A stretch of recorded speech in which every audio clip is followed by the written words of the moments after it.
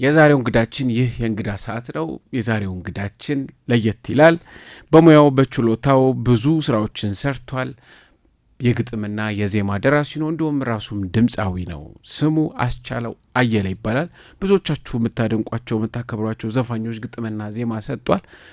ከማንሳታችን በፊት ስማቸውን ከመጥራቱ ወደሱ ቀጥታ ብንሄድ የተሻለ ነው። ግን እንግዲህ ባህል አዳራሽ ሰርቷል፣ አገር ፍቅር ሰርቷል፣ ለይሁኔ በላይ ከአምሳል ምትኬ ጋር ሰርቷል።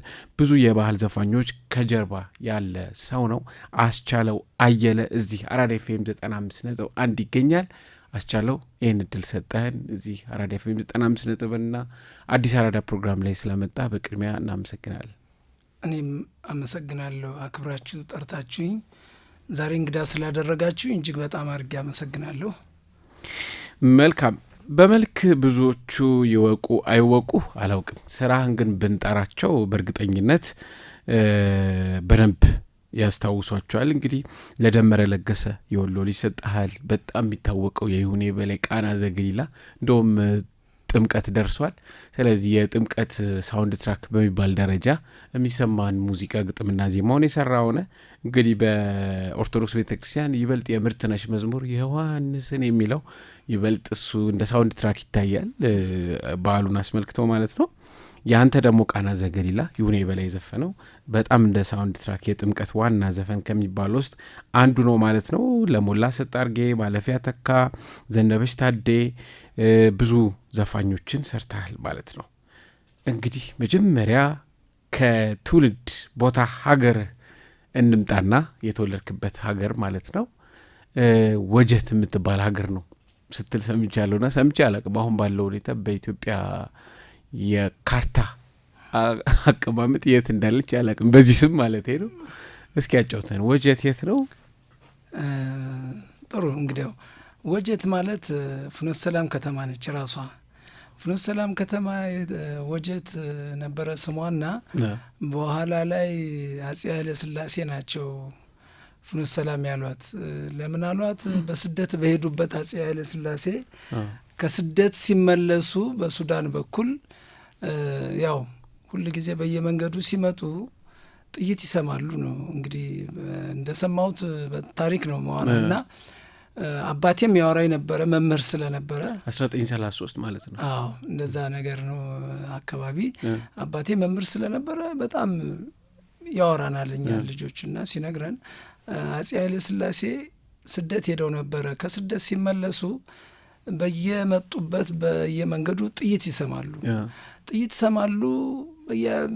ምንም እንትን ባያደርጉም በአጋጣሚ ይመጣሉ ከወደ ባህር ዳር ዳንግላን አልፈው ኮሶበር እንጅባራ እንደዚህ ቲሊሊን አልፈው ሲመጡ አይ ያው ቡሬ ይደርሳሉ ማለት ነው። ቡሬ አካባቢ ሲደርሱ አይ ወጀት እንኳን ሰላም ነው ይላሉ ማለት ነው ብሎ ይላሉ። ከሳቸው ጋር ያሉ አጃቢዎች ወይም ደግሞ አብረው የነበሩ ሰዎች በአጋጣሚ ይመጡና ፍኖተ ሰላም ይደርሳሉ ማለት ነው። እሳቸው ወጀት ማለት ነው ሲደርሱ ያኔ ወጀት እና ሲደርሱ እውነትም ሰላም አሏት ይባላል። እና በዛው በሳቸው ስም ተሰይሞ እውነት ሰላም እንበላት ተብሎ የተባለች ሀገር ናት። የእሳቸው ፎቶም ባትሪ ይዘው ወደ አዲስ አበባ እንደዚህ ይዘው ሐውልት ነበረ እንደው መሀል አደባባይ ላይ ነው ፍኖተ ሰላም። ከዛ ደርግ ነው ያንን ያፈረሰው። እኔም ደርሼበታለሁ፣ ታውቀዋለሁ። እዛ ሐውልቱ ላይ እንደውም እየተንሸራተትኩ ያደግኩበት ነው። ከይሁኔ በላይ ጋር አብሮ አደግነን። እሱም ተንሸራቶ አድጎበታል፣ እኔም ተንሸራትቼ አድጌበታለሁ። እና ጭቃብኩተን ያደግን ጓደኛዬ አብሮ አደጌ ወንድሜ ነው። ይሄን ይመስላል። ልጅነትህን ካነሳን አይቀር ፍኖተ ሰላም ምን አይነት ልጅነት አሳለፍክ? ያው ፍኖተ ሰላም እንደ ማንኛውም እንግዲህ ሕፃናትም ወጣትም እንደሚያድግበት ነገር ሁኜ ነው ያደግኩት። ፍኖተ ሰላም ነው እንግዲህ ያደግኩትም የተማርኩትም።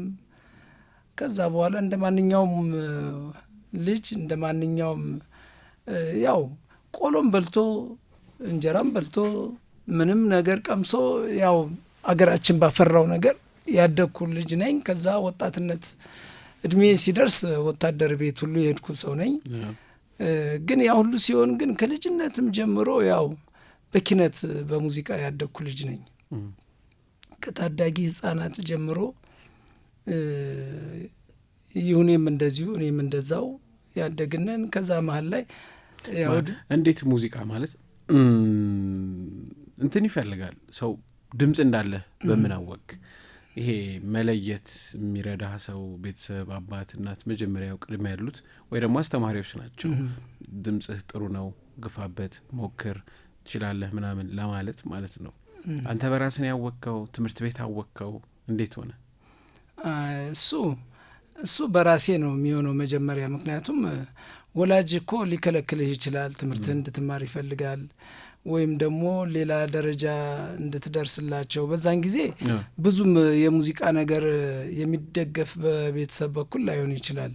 በአንተ እንትን ግን ልጅነት አለ፣ ደስታ አለ፣ መፈንጠዝ ምናምን አለና ያው እንትን ብለህ ታድግበታለህ። ግን በኋላ ልጅነት የሙዚቃ እንትን የመጣው በደርግ ጊዜ፣ በዛን ጊዜ መስከረም 2 ምናምን ይባል ነበርና በመስከረም 2 ሲከበር ሰልፍ አለ፣ ሙዚቃ አለ፣ ስዕል አለ፣ ጨዋታ ኳስ አለ እና ዝም ብለህ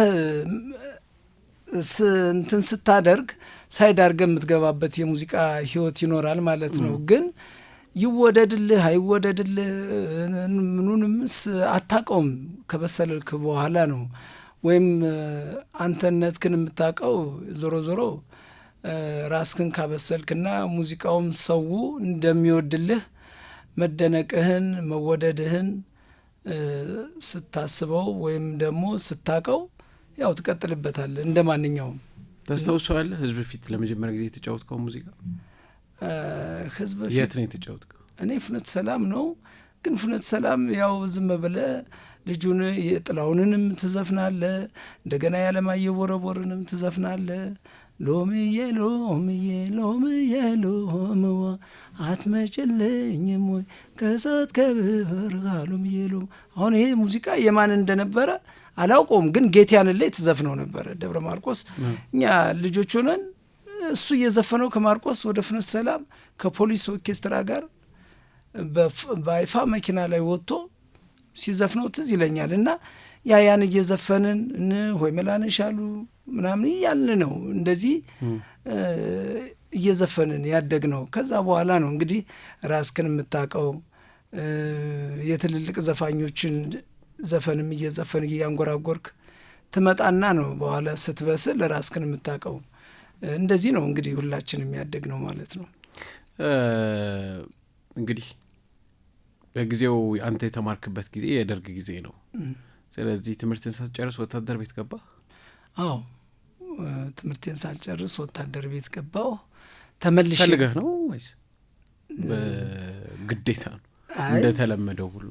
አዎ አይ በግዴታም ቀምሻለሁ። ከዛ በኋላ በራሴም ፈልጌም ሄድኩ። ሁለቴ የመጀመሪያው ግዴታው ነው ግዴታው ነው የመጀመሪያው? አይ ግዴታው ነው፣ ግን እድሜ አይፈቅድም። ያኔ ያው እድሜ ሳይፈቅድ ነው ወይም ደግሞ ልጅ ሆኜ ነው። ግን አፈሱ እና ሄድክ። ታዲያ የሚያፍሱ ሰዎች አያውቁም እንዴን? ምኑን ያውቀዋል? ዝም ብለው ነው የሚያፍሱት። ሰውነትህ ነው ሰውነትህ። ልጅ ሆነ ትልቅ ትመስላለህ። ኪሎንም ሲያዩት ኪሎ ይመታል ብለው ያስቡና ጥበቃ ጓድ ይባል ነበረ በዛን ጊዜ። ልክ እንደዛ ያፍሰሃል፣ ትሄዳለህ። ከዛ በኋላ ደግሞ የነበርኩበት ደግሞ ያው ልጅነት ነበርና ምልህ መናገር እንኳን አልፈልግም፣ ግን ዛሬ ገና ነው ብዙ ኢንተርቪው አድርጌያለሁ። ዛሬ ግን መናገር አስገደድከኝ ጥያቄ እና አየር ወለድ ነበርኩ። ወንዶ ጢቃ አዋሳ ወንዶ ጢቃ ነው የሰለጠንኩትና አየር ወለድ መሄድ የሚፈልግ የሚባል ማስታወቂያ ተለጥፎ አየሁ። በዛን ጊዜ ተመዘገብኩና ሄድኩ። ሁለተኛው ማለት ሁለተኛው ስንተኛ ክፍል ሆነ ማለት ነው? 9-10 አካባቢ 9ኛ ክፍል አካባቢ ሄድኩኝ። ለምን ሄድከው? ማለት አየር ወለድ ነው ይሄ ወደ ላይ ሲዘሉ ምናምን አጓጉቶ ምናምን ነው? አዎ እሱ ነው ጓጉተህ ነው። ያው ልጅነቴንም ብዙ እንትን ያረኩት ነገር የለም። ስሄድ በአጋጣሚ ግን ሆነን ደግሞ በጣም ብዙ ልጆች ነበር የተመዘገብ ነው። የተወሰንን ነው ከዛች ከፍኖተ ሰላም። በአጋጣሚ ምርመራውም ከባድ ነው። በቃ ብዙ ነገር ልክ እንደ ነጮች እንትን ብለው ነው መርምረው ምርመራውን አልነግርህም። ብዙ ነገር ግን ተመርምራ እንሄድ ነው እና የጤና ምርመራ የጤና ምርመራ ከዛ ውስጥ አንዱን ያለፍኩ ማለት ነው። በቃ ሄድኩኝ ወንዶ ጢቃ ገባው ሰለጠንኩ። እድሌ ደግሞ ሆኖ እዛ 1500 ምናምን ነበርን ወንዶ ጢቃ ከየክፍለ ሀገሩ ተሰብስቦ ከዛ መሀል ደግሞ 12 ልጆች አሰልጣኝ ሲመረጥ አንዱ እኔ ሆኜ የተገኘው ማለት ነው። አሰልጣኝ ማለት ስልጠናውን ከጨረስኩ በኋላ አሰልጣኝ ነበርኩኝ። ፓከር ነበርኩ። ምንድነው ፓከር ሚንስ ያው ፓራሹት አስጠቅላይ ማለት ነው። ደብረ ዘይት ደረሰኝ። በደብረ ዘይት አሰልጣኝ ነበርኩ እና በአጋጣሚ ለዝላይ የምትመጣው ከወንዶ ጢቃ ሁሉን ካጠናቀቅክ በኋላ ደብረ ዘይት ነው የምትመጣው።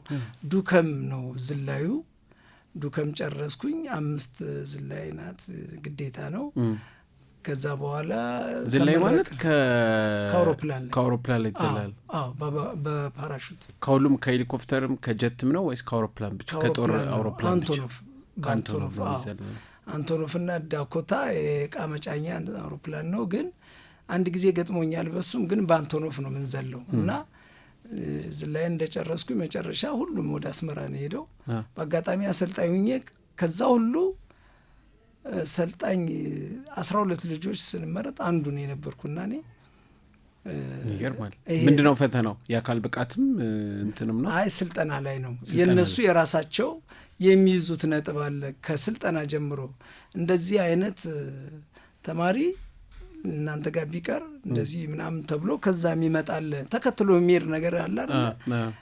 እንደዛ ነው። ከወንዶ ጢቃ ነው እንግዲህ ያ ነገር አብሮ ይመጣና ዝላይ እንደጨረስኩኝ ከቀሪ ክፍሎች ከቀሪ አባላት አንዱ ነው ሆንኩኝ ማለት ነው። ስለዚህ ደብረ ዘይት ቀረ። ምን ያህል ጊዜ ሰራ? አይ 4-5 አመት እንደዛ። ምክንያቱም ያው ኢህአዴግ እንግዲህ መጣ ማለት ነው። በኢህአዴግ መምጣት ምክንያት ነው እንጂ ትቀጥል ነበር ማለት ነው። እንደውም ጠፍቼ አገሬ ሁሉ ሄጄ ከዛ በኋላ ሁሉ በቤት ቁጥሬ መጥተው ነው ከደብረ ዘይት ተይዤ ደግሞ እንደገና የተመለስኩት። ለምን ጠፋ? ፈልገህ የሄድከው ነገር ማለት ፍቃድ ተሰጠኝ። እሺ ወደ ቤተሰብ ፍቃድ ከተሰጠኝ በኋላ በአጋጣሚ የልጆቼን እናት በቃ በጣም በፍቅር ወዳት ነበርና እሷን እዚህ ዝም ብዬ ሳደባ ለካ እንትኔም የፍቃድ እንትኔም አለቀ ማለት ነው። ቀጥ ብለው መጡልኝ የቤት ድረስ። ሲመጡ ታጅቤ ምናምን ነገር ወዲያው ወሰዱኝ። 42 ከነ የሚባል አለ እስር ስትታሰር። 42 ከነ ማለት ያው 42 ሰዓት ትታሰራለህ ከነ ደሞዝህ ማለት ነው። እንደዛ ታሰርኩኝ። ከታሰርኩና ከተለቀቅኩ በኋላ ኢህአዴግ ብዙም አልቆየ ወዲያው ገባ። እኔም ሀገር የገባው በቃ ተበተነ። እንደዚህ ነው። ከዛ በኋላ ወደ ሙዚቃው እንዴት ተሳካ? ከዛ በኋላ ደግሞ አቋርጬው ልጅ እያለሁም ነበርና በአጋጣሚ እዛው አየር ወለድ ቤትም ወታደር ቤት እያለን ዝም የሙዚቃ እንደዚሁ ደግሞ በረፍት ሰዓታችን እኔ እንደውም በጣም ሰፊ ዋርካ ነበረች ወንዶ ጢቃ ትዝ ይለኛል። የውዝዋዜ እና የድምፃውያን ኃላፊ ሆኜ እንደውም እኔ ነበር መለምልና ወታደሩን ታዝናናለህ ዝም ብለህ ተወዛዋዥም ሆነ ቲያትርም እየሰራ እየዘፈንክ እና እዛም ላይ እንደዚህ አገለግል ነበረ፣ ሰራ ነበር። ስልጠና ላይ ጀምሬ ሆኜ ማለት ነው። ከዛ በኋላ ያው ወደ ሀገር ስትመጣ ደግሞ አውራጃ ኪነት አለ። ከአውራጃ ኪነቱ ወዲያው ነው እንደውም የገባሁትና ያንም እያገለገልኩ እንትን እያደረግኩ እዛው ሀገሬ ላይ ናይት ክለብ ተከፈተ። ናይት ክለብ የመጀመሪያው ፍኖተ ሰላም እና የመጀመሪያው እንደውም እኔ ነኝ እዛ። ከዛ በኋላ በስንት ዓመተ ምህረት ማለት ነው? በ1985 ማለት ነው 85።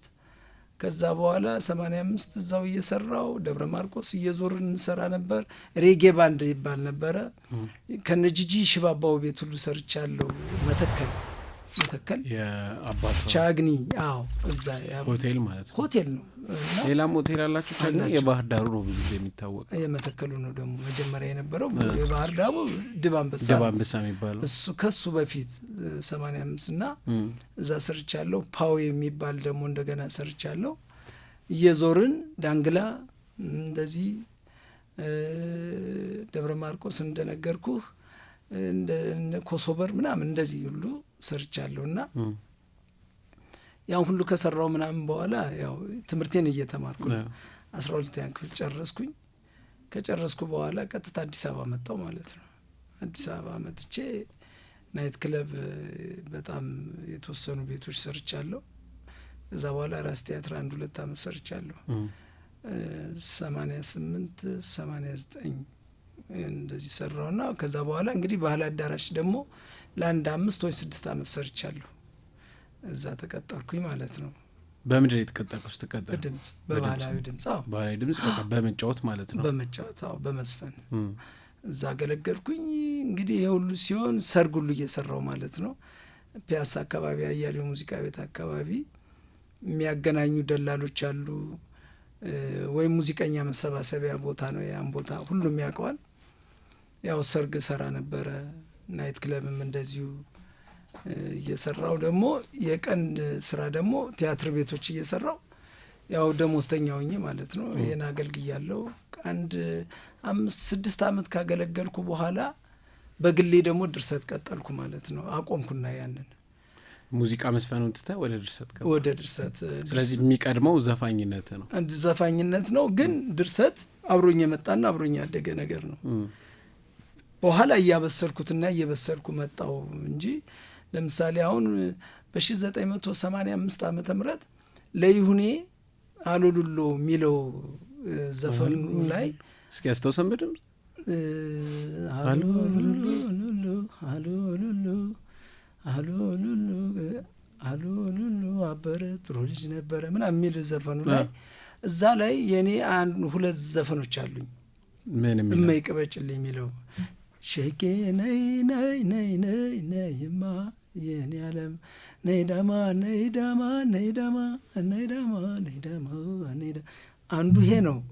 አንዱ ደግሞ የወይንዬ ናት ልጅቷ ልቤ የሚማርክ ውበቷ አንቺዬ ሰፊልኝ ኮለላን ለንኮቶ የስንዴ ወቀላ ትመጪልኝ እንደሆነ ይልኝ ሮቡ የልጅ ጾመኛ ነኝ ገደለኝ ራቡ የልጅ ወዳጅናን የጓሮ በርበሬ አመት ይለቀማል ሳይሰማ ወሬ ኧረ ነይ ነይ ኧረ ነይ ነይ ኧረ ነይ ነይ ኧረ ነይ ነይ እስኪ ነይ ነይ ነይ ነይ ነይ ነይ ነይ ኧረ ነይ ነይ እስኪ ነይ ነይ ነይ ነይ ነይ ነይ ነይ ኧረ ነይ ነይ እስኪ ነይ ነይ እማይቅበጭልኝ ትቅበጭልኝ ትቅበጭልኝ እማይቅበጭልኝ አብከነከነችኝ አብከነከንኳት እሷ ጀመረችኝ እኔ ጨረስኳት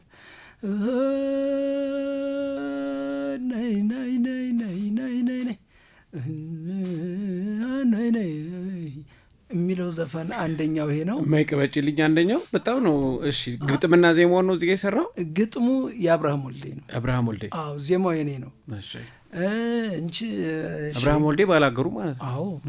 ሸጌ ያኛው ደግሞ አመለኝት ነው የኔ የሚለው ደግሞ ግጥሙ የጸጋዬ ደቦጭ ነው። ዜማው የኔ ነው። ለብዙ ሰው ነው መጠየቅ የምፈልገው። ብዙ የዜማ ሰዎች እኛ ሀገር ጥቂት ናቸውና እንግዲህ አበበ መለሰን እድሉን ባገኝ የምጠይቀው አንተንም ስላገኘው ደስ እንዴት ነው የሚመጣው ዜማ? እንዴት ነው የሚፈጠረው? በጣም ትልቅ ሙያ ነውና እንዴት ነው ሰው አይምሮ ውስጥ ዜማ የሚመጣለት? እንዴት መሰለ ያው ዋናው እንዴት መሰለ አንደኛ ኢንተረስቱ ነው። መጀመሪያ ፍላጎቱ ነው። ችሎታው ፍላጎቱ ነው የሚቀድም የሚመስለኝ። ከዛ በኋላ ያን የፍላጎትህን ነገር ወደ ችሎታ ወይ ወደ አቅም ተወስደውና ትሞክረዋለህ አለ ማለት ነው። በቃ ያ ነገር ካለ በቃ ያው ለመስራትም ወይም ደግሞ ለመለገስም የራስክንም አቅም የምታይበት ነገር ይሆንና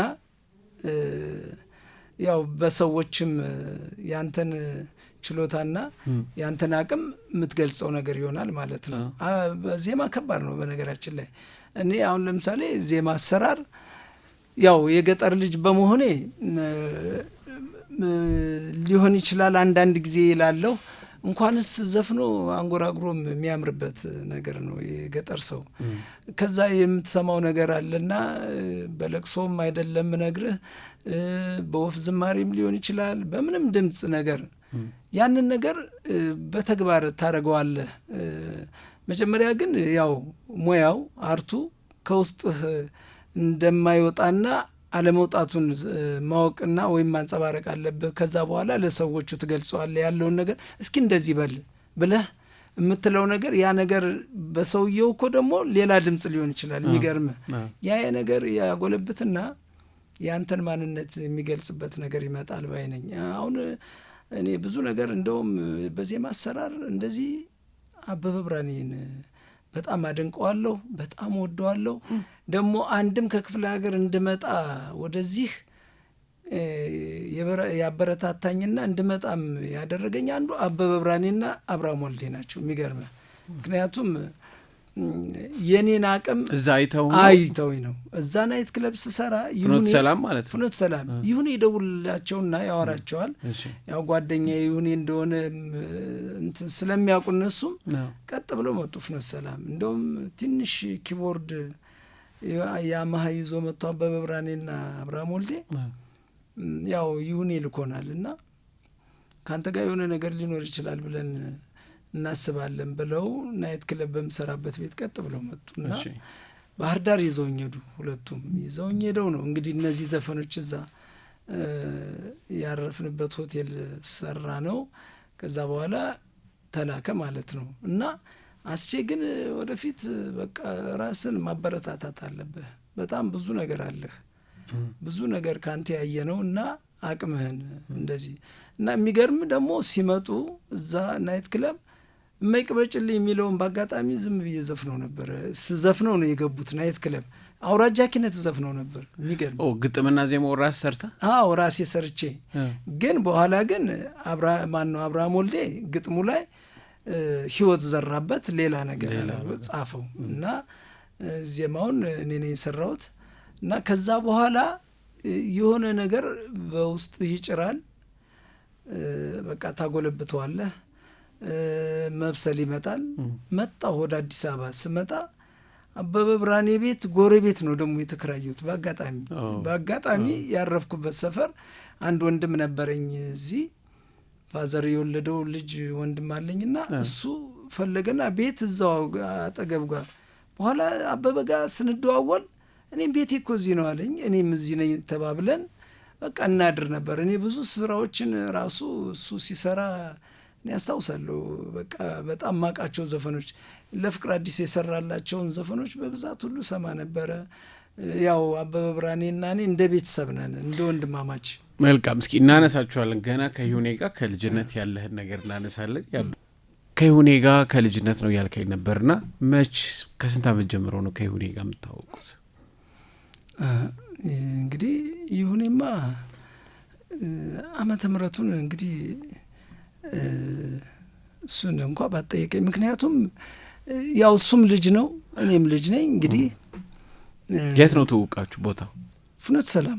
ምን ላይ ማለት ሙዚቃ ላይ ወይስ እንዲሁ ዝም ብሎ እንደ አንድ ቦታ አንድ ሀገር አንድ ሰፈር እንዳደገ ልጅ? ማንኛውም እንግዲህ አንድ ሰፈር አብሮ እንዳደገ ልጅ ነው የተገናኘ ነው። መጀመሪያ ያው ይታወቃል የዛኔ ይሁኔ የሚባል ስም እና ይሁኔ ዘፋኝ እንደሆነ ወይስ እንዲሁ ዝም ብሎ? ይሁኔ በጣም የሚገርም ልጅ ነው። ከልጅነቱም ነው ስምን ይዟት የወጣው።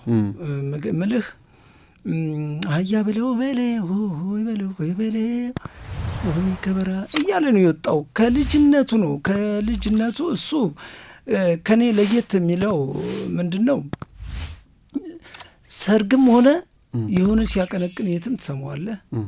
ቤተ ክርስቲያን ምናምንም ነገር ታቦት ለማስገባት ምናምን ነገር ሲያቀነቅን ትሰማዋለህ።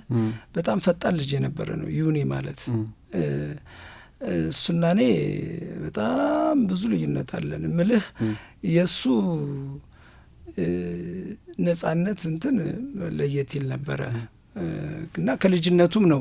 ለምሳሌ አውራጃ ኪነት ምናምን ነገር ያለ አውራጃ ኪነት ዋንጫ ሁሉ እየዘፈነ እያቀነቀነ ይዞ የሚያስገባ የነበረ የሚወደስ ከፍኖተ ሰላም ከተማ አውራጃ ከተማችን ይሁኔ በላይ መጀመሪያ ቅድሚያ የሚጠራ የነበረ ነው። ልጅ ሆነን ገና ተማሪ ሆኖ ማለት ነው እንግዲህ ሃይ ስኩል ሆኖ ምናምን እና እንደዛ ሆነን ያደግ ነው እና ይሁኔና እኔ ያው ኳስ ተጫውተን አብረን እንደዚሁ ብያንከባለን ምናምን ነው ያደግ ነው። ያው እንደሱ ኳስ ባልችልም እኔ ብዙ አይደለሁም፣ ወፍራም ነበርኩ። ሩጫም እንደውም አልችልም ካስፈለገ። እኔ በወተት ነው ያደግኩት፣ እሱ ደግሞ እሱ ባጥሚት ነው ያደገው አይደለም። እንደዛ አይደለም።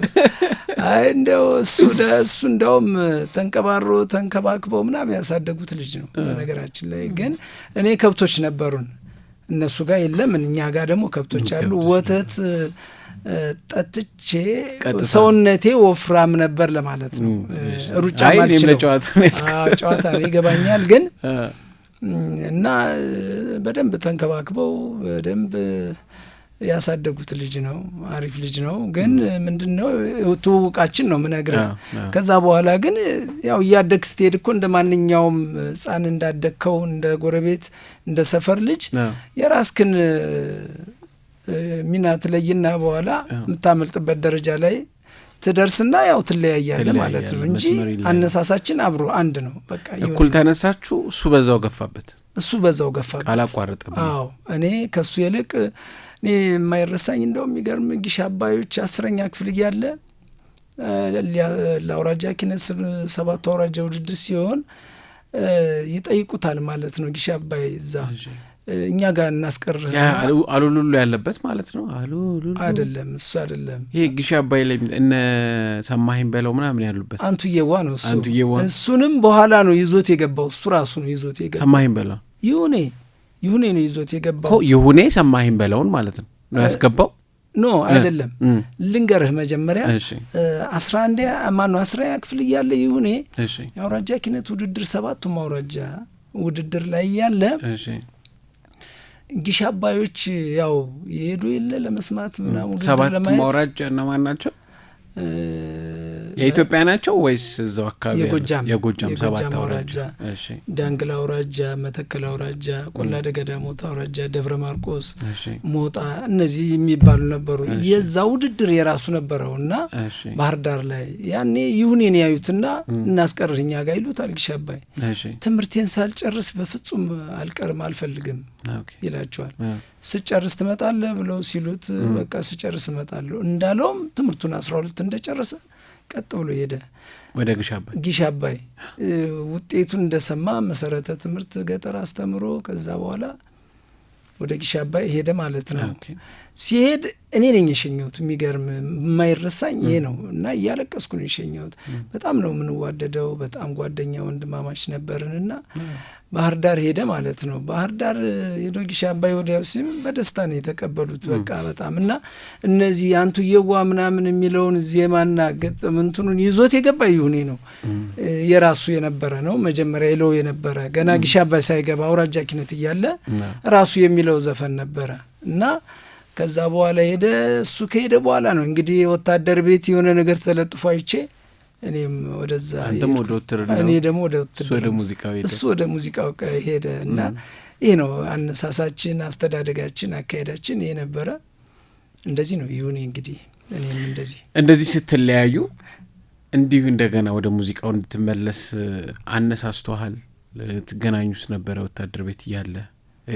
ከዛ በኋላ አልበም አወጣሱ አንተ ከወታደር ቤት እያለ? አዎ የመጀመሪያ ክሩን 82 ላይ የአገሬ ልጅ የሚለውን ካሴት ለቀቀ። በጣም ተሸጠ፣ ተደመጠ።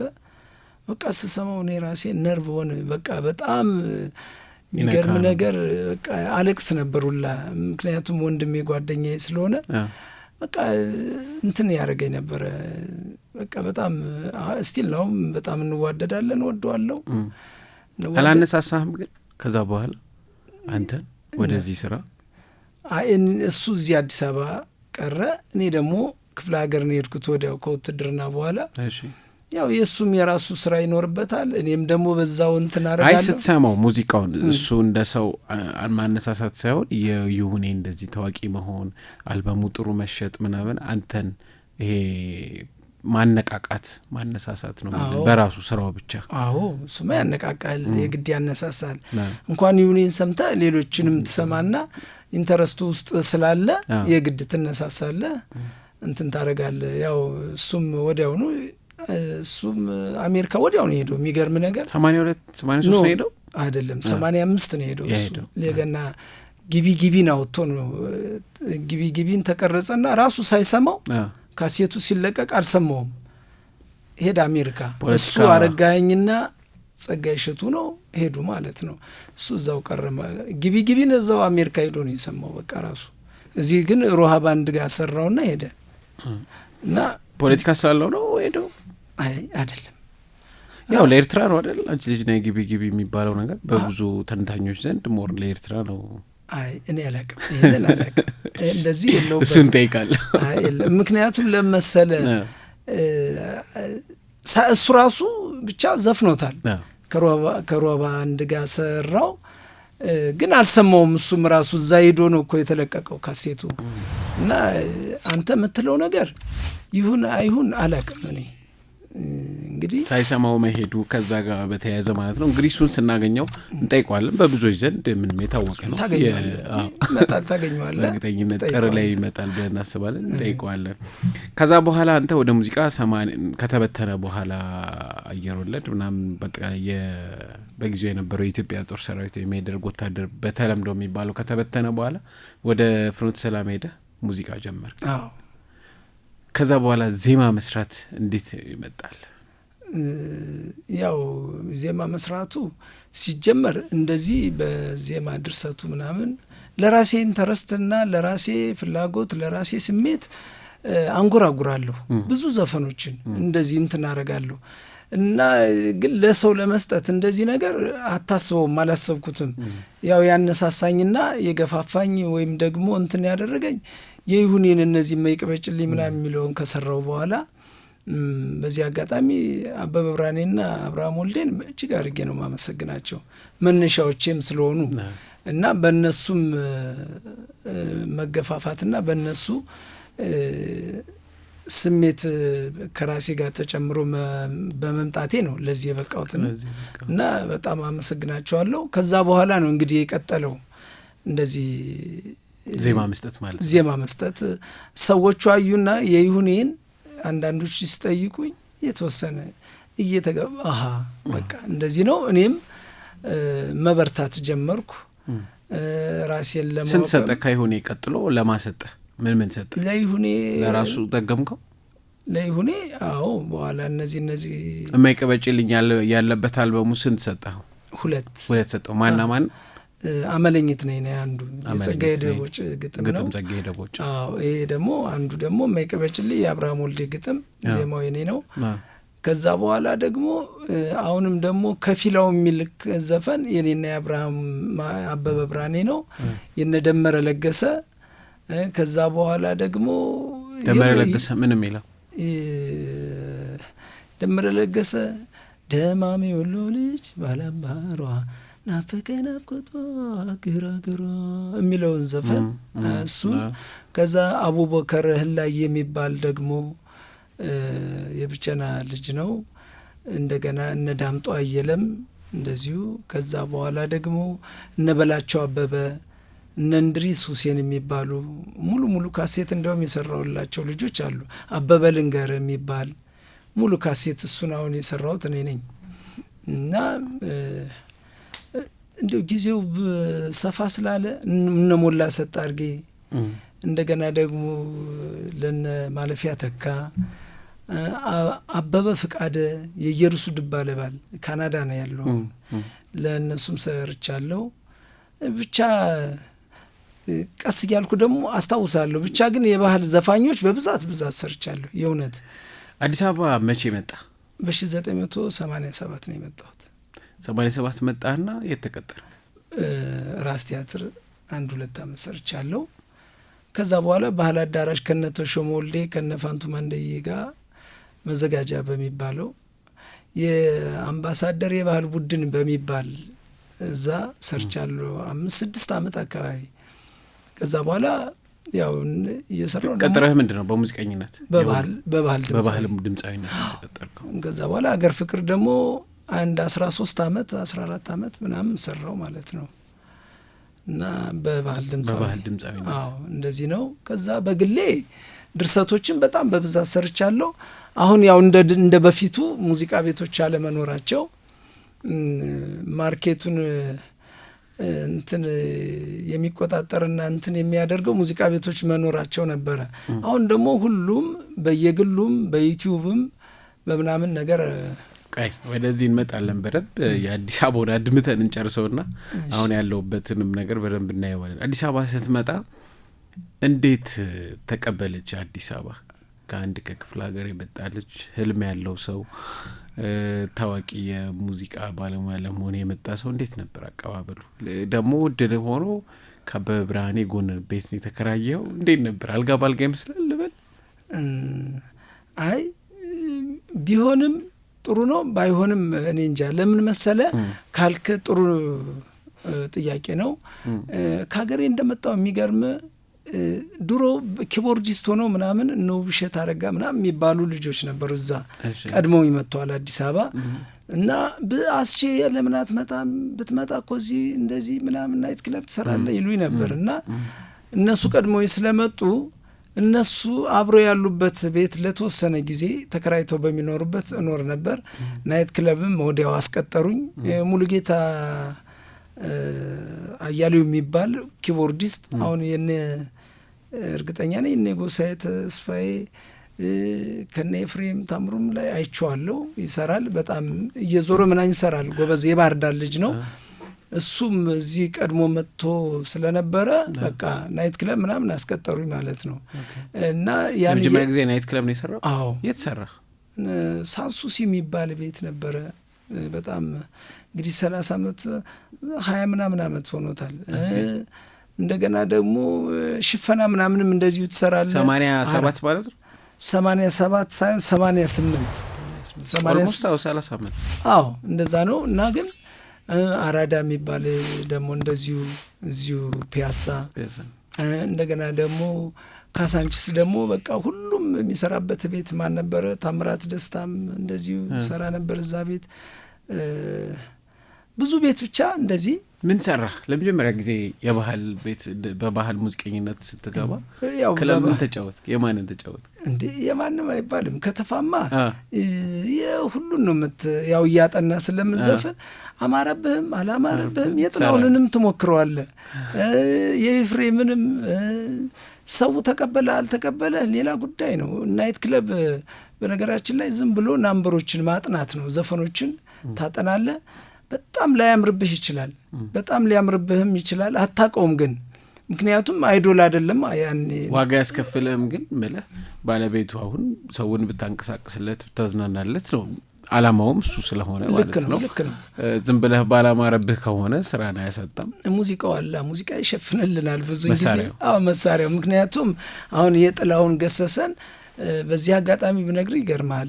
እንደውም ከዚህ በፊትም ተናግሬያለሁ። የጥላውን ገሰሰን አንድ ቤት እንደዚህ ስዘፍን አንቺ ከቶ ግድለሽም አንቺ ከቶ ግድለሽም ስለ ፍቅር አይገባሽም ሁሉ ነገር ረስተሽው ቸላ ብለሽ ስለተውሽው ቻልኩት ፍቅርን አይለ ብቻዬ እያልኩ ሳንጎራጉር አንዱ መጣ። አንዱ ከስተመር የሚገርምህ ሱፍ የለበሰ ነው። መጣና የባህል መጀመሪያ ስዘፍን በጣም ወዶኛል፣ ደስ ብሎታል ምናምን እና የጥላውን ገሰሰ በጣም አድናቂ ነው። በጣም የሚወደው ሰውዬ ነው። ከስተመር ሱፍ የለበሰ ምናምን መጣ። ከመሀል ተነስቶ ከሆቴል ውስጥ መጣ ማለት ነው። እኔ 10 ብር ሸለመኝ። በኋላ እፈልጋለሁ እሺ አለኝና 10 ብር ሸልሞኝ ሄደ። 10 ብር ትልቅ ብር ነው በዛን ጊዜ። እና 10 ብር ይሸልመኝና ፊት ለፊት መጣ ማለት ነው። ያኔ 10 ብር ትልቅ ብር ነው። ምክንያቱም በቃ በአንተ እድሜ አሁን ስለ 10 ብር ታሪክ ሁሉ ብነግርህ 40 ብር ቤት ክራይ ከፍዬ የምኖር ሰው ለዛው ሙዚቀኞች ጓደኞቼ 40 ብር ቤት ተከራይቼ ነው የምኖረው ብዬ ስላቸው ጉረኛ ነው ይሉኝ ነበር። ማለት እንግዲህ ምን ያህል አላቅምህ ያን ሁሉ ከፍለ የምትኖረው በ20 ብር ቆንጆ ቤት ነው፣ ቆንጆ ቤት ነው። በቃ አሁን ያለሁበት ሰፈር ነው እና አሁን ለቅቄዋለሁ፣ ሌላ ቦታ ነው ያለሁት። በእርግጥ ግን 10 ብር ሸለመኝና በኋላ እፈልጋለሁ ብሎኝ ሄደ። ዘፍኜ ምናምን ጨረስኩኝ። ተጨፈረም ምናምንም ሆነም አልሆነም ብቻ እንትን ብዬ ዘፍኜ ጨርሼ ወደ ጓዳ ገባሁ። የማረፊያ ክፍላችን የሙዚቀኞች ስገባ የት አለ ልጁ አሁኑ የዘፈነው ልጅ እያለኝ መጣና እኔ ደግሞ ሊደግመኝ ነው ሊጨምረኝ ነው ሊሸልመኝ እንደገና ብዬ ወደዛ እንትን ብዬ አቤት ብዬ ብድግ ስል ስም አለኝ። ካሁን በኋላ የጥላውን ገሰሰን ዘፈን ስዘፍን ብሰማ እኔ ነኝ የምገልህ አለኝ። እንዴት አልኩት። አንተ እዛው የሀገርህን እዛው ስጨፍር ስዘፍን ነው የሚያምርብህ፣ የጥላውንን አንተ ሁለተኛ እንዳልሰማ ምናምን ነገር አለኝ። ምን ለማለት ፈልገ ነው? እንደውም 10 ብር በቃ እንትን ብዬ ለወረውርለት በቃ ባህል ግን ስትዘፍን እንዴት ታምራለህ መሰለ። በቃ ድምጽህ እዛ ላይ ነው ያለው። የጥላውንን ተው በእናትህ እንኳን አንተ ሌላውም ሲዘፍን እኔ አንዳንድ በጣም ያናድደኛል። እሺ ሁለተኛ ምናምን ነገር አለኝ እና ይሄን ታሪክ አረሳውም። እና በኋላ ላይ የባህል ድምጽ በጣም ጥሩ አይነት እንደሚዋጣልኝ ያወኩባት ጊዜ ናት። እኔ አመሰግነዋለሁ ሰውየውን። ይገርማል፣ በጣም ባለውለታዬ ነው የምለው። ምክንያቱም ራሴን እንዳገኝ ራሴን እንድፈልግ ያደረገኝ ሰውየው ነው ባይነኝ። በኋላ የባህል ድምጾችን በደንብ ማዳመጥ ዘፋኞቹን የባህል ድምጻዮቹን እና ባህሩ ቀኝን እና ይርጋ ዱባለን እና አለማየሁ ገሰሰን ማን ነው አለማየሁ ፈንታ እና አለማየሁ ጊሽ አባይ የነበረው እነሱን ማዳመጥ ጀመርኩኝ።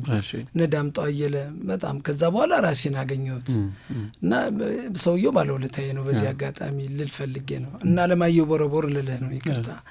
እና ከዛ በኋላ እንዲህ አይነት ገጠመኝም ነበረኝ በየናይት ክለቦቹ አንዳንድ አይጠፋምና አንድ አጋጣሚ ላስታውስህና ከአገር ፍቅር ራስ ቲያትር እያለህ ይመስለኛል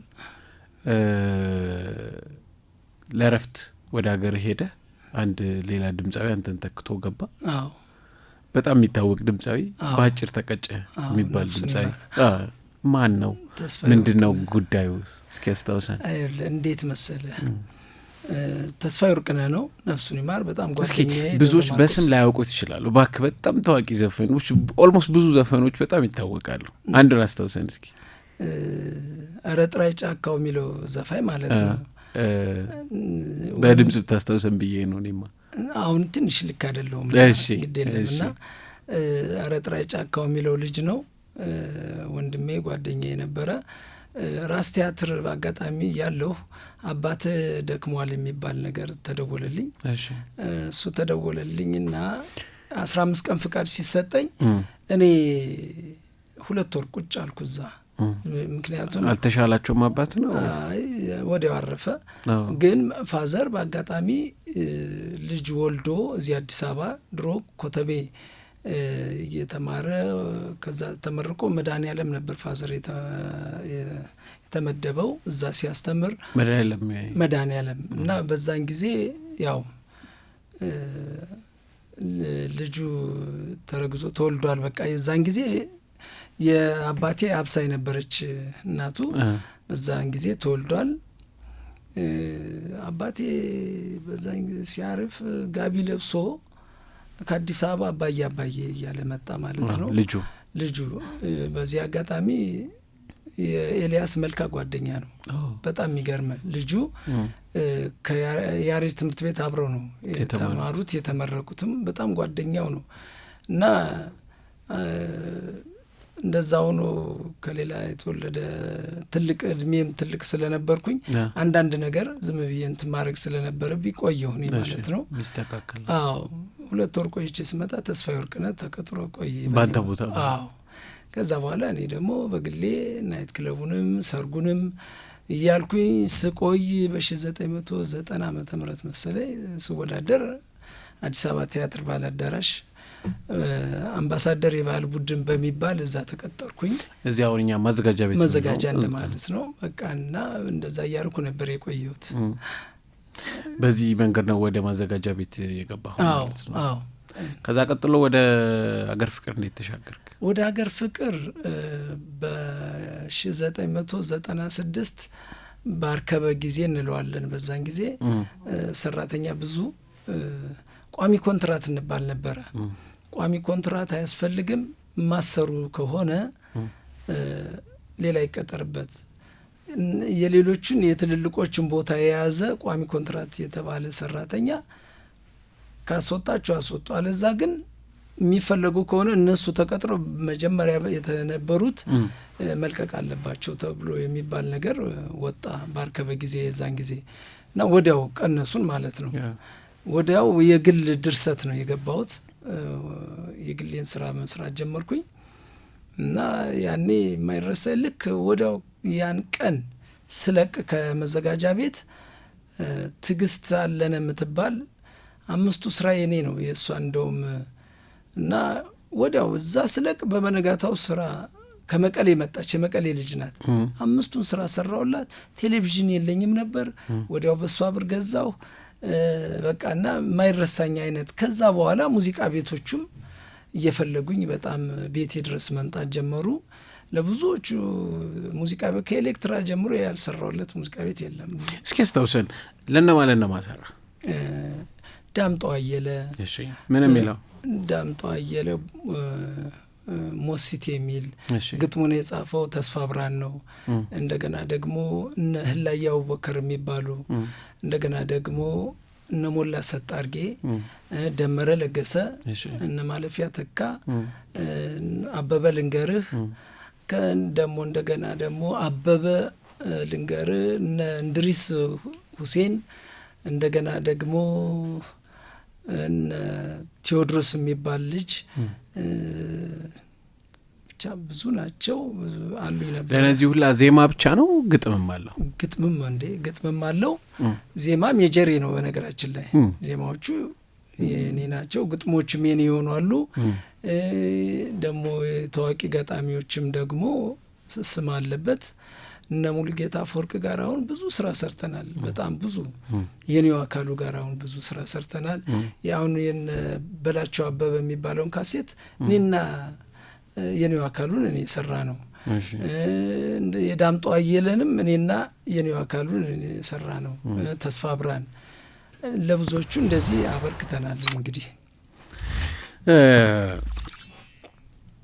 እስኪ ወደ 2004 ልመልስህና እንግዲህ እነዚህን ሁላ ከሰራ በኋላ የራስን አልበም አወጣ። የብዙዎቹም ታሪክ እንደዚህ ነው። የብዙ ዘፋኞች ቴዲ አፍሮን ጨምሮ በተለይ ግጥምና ዜማ የሚችሉ ሰዎች በስጠት ይቀድማቸዋል። የንዋይን እርግጠኛ አይደለሁም፣ ግን ብዙዎቹን የራሱ እንደሰራቸው አውቃለሁ። አንተ በጣም አልቆየህም ወይ? 85 ነው የመጀመሪያውን የይሁኔን ስራ የሰራው አይደል? ከ85 በኋላ እስከ 2004 ኦልሞስት 20 ዓመት በኋላ ነው የራስን አልበም ያወጣው ማለት ነው። ለምን ቆየህ በዚህ ደረጃ? እንዴት መሰለ 85 ዓመተ ምህረት ያልኩህ ዘፈኑን የላኩለት ነው። ዜማው ካሴቱ የወጣ 87 ነው። አሉሉሉ ዜማው ነው መስራትና መቻል ያውቅ ከመጣ 20 ዓመት ገባለው ያልኩ ነው። ችግር የለውም 18 ነው የሚሆነው። አዎ ከዛ በኋላ ያው ዞሮ ምን አለ መሰለ ያው በድርሰት ብዙ ቆየው። ይሄን ሁሉ አመት በጣም በድርሰት ሰርግ ሰራለሁ፣ መድረክ ሰራለሁ፣ ቲያትር ቤት ቅጥር ነኝ። እንደገና በ1992 ከአምሳል ምትኬ ጋር ሁለቱ ወለላዎች የሚል አይቤክስ ሙዚቃ ቤት ሰራን ማለት ነው። እየተቀባበላችሁ ነው? አዎ አይ እሷም ለብቻዋ 5 እኔም ለብቻ ኮሌክሽን ነገር ኮሌክሽን ለሁለት 5 ነገር እንደዚህ ማለት ነው። ኬኔዲና አሰፉ ወይ ምናምን ብለን እንደምትለው አይነት ሰራን። ከዛ በኋላ ያው በግሌ በጣም ነበር የምሰራውና ድርሰት ያው 2004 ራሴ የሰበሰብኳቸውን አንዳንድ ስራዎች እንትን ብዬ ሰራው ማለት ነው። ያው እነ ቦሰና ምናምን እንቺ ስላንትያ የሚለውን ካሴት እንደዛ ሰራሁኝ። ከዛ በኋላ በድምጽ ማስታወስ እንችላለን? አዎ እሺ እስኪ እናስታውሰው አንዱን ሰራ። የራስህ ማለት የራስህ ሙዚቃ የራስህ ዜማና ግጥም የራስህ? አዎ እስኪ እንስማ። እንቺ ስላንትያ በምንትያ በንዶድ ምን አለ በንዶድ አንቺን ያየ ሁሉ ሳይጎመጃ ሄደ ሳይጎመጃ ሄደ። እንቺ ስላንትያ በምንትያ በንዶድ ምን አለ በንዶድ አንቺን ያየ ሁሉ ሳይጎመጃ ሄደ ሳይጎመጃ ሄደ። እሸቱም አለፈ በበጋው መጣሽ በድሃ ጎጆአችን እንኩርቱት ቅመሽ ደማደሙን ባውንድ በጠምጥሚው በራስሽ ጉትቻ ደል ሰሙን አደባትሽ ኧረ ሁለንተኔ ነይ ነይ ሁለንተኔ ኧረ ሁለንተኔ ነይ ነይ ተኔ የሚለው እንደዚህ እንግዲህ እንቺ ሰላምትያ 2004 አወጣ። እንዴት ነበር ተቀባይነቱ? በጣም ከምነግር በላይ ነው የተሸጠው ክፍለ ሀገር። እሺ እዚህ ምናልባት ያው አልፎ አልፎ ሰማው ነበር እዚህ። እሺ በርግጥ የባህል ዘፈን መደመጫ ቤቶች አካባቢ ብዙ ሰምቻለሁ፣ ግን ክፍለ ሀገር የመጨረሻ በቃ ክፍለ ሀገር እንደውም ኮንሰርት ወይም ባዛር ሲባል ከነ ማዲንጎ ከነ ፍቅር አዲስ ከነ አምሳል ከነ ጌቴ ያንላይ ከነ አሸብር በላይ ከነ ሰማይ በለው ጋር ሁሉ ክፍለ ሀገር ሄጄ አውቃለሁ። ሰራ ነበር? አዎ ሰርቼ አውቃለሁ። እና በጣም በጣም ነበር የሚሸጠው። እንደውም ክፍለ ሀገር የወጣ ጊዜ ሄጄ ይሄ ብቻ ነው በቃ የኔ ካሴት ብቻ ነበር የሚደመጠውና የሚሰጡኝ አስተያየትም እንትንም ራሱ ከነ ፍቅር አዲስ ትልልቅ አርቲስቶች ማገኘው ኮሜንት ራሱ ደስ የሚል ነበረ። ከነ ማዲንጎ ራሱ ነፍሱን ይማርና በጣም ትልቅ ወዳጄ ነው። እንደውም ራሴ ካሴት አውጥቼ ይገርማል ሲዲውን ምናምን ነገር ሰጥቼው ለማዲንጎ የሚገርም ነፍሱን ይማር በጣም ትልቅ እንጀራ የነበረ ልጅ ነው። ጫማ ሁሉ ገዛልኝ። ስንት ጫማዎች ብታይ የገዛልኝ በእውነት ነው የምልህ። ወስዶ ለዚህ ብቻውን ራሱ ፕሮዲሰር ሆኖ ካሴት ጨርሶ መስራት እኮ ከባድ ነው። ማንም ትልቅ ሰው ትልቅ አርቲስት የማያደርገውና ያረከው። እንደውም አንድ ጓደኛዬ ነበር አብሮኝ ነበር። አንተ ነበርክ ፕሮዲሰሩ?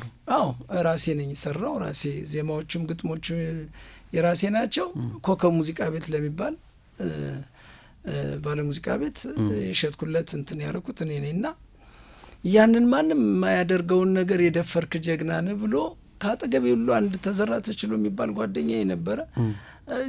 አስቼን ደስ ስላለው ብሎ ጫማ ሁሉ ገዛለት። እኔ የማይረሳኝ ማዲንጎ ወሰደና ለብርሃኑ ተዘራ ደግሞ ሲዲውን ሰጠው።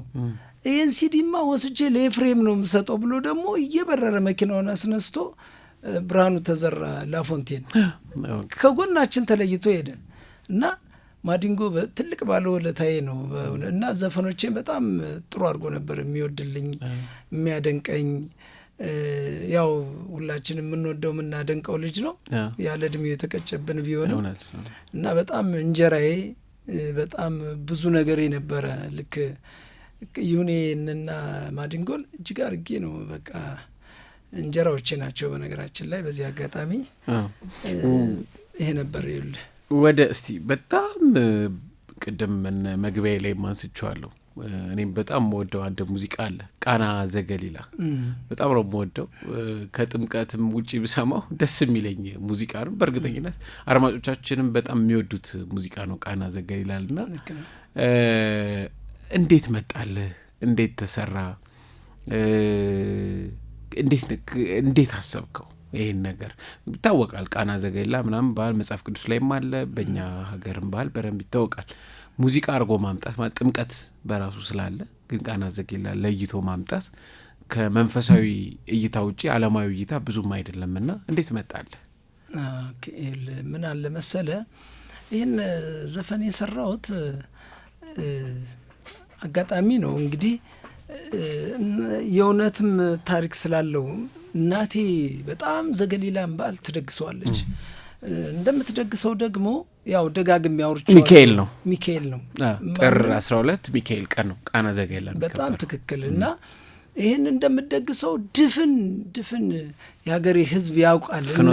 ፍኖተ ሰላም ጓይ የምትባል ሀገር አለች እና እዛ ጎኗ ላይ እዛ በጣም ነው እናቴ ያለችው የምትደግሰውም የሚገርምና ወይዘሮ የሻረግ ቤት እንግባ ነው የሚል እንትን አይጠፋም፣ እርጎ ነገር ሁሉ አይጠፋም፣ ማርሳወጥ ምናምን የሚባል ነበር። ይህንን ተወል በኋላ እናውራና እናውራው አንድ ላይ ደስ ይለኛል።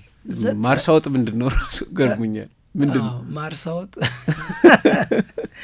ማርሳወጥ? እንግዲህ አለ አይደለ የባቄላ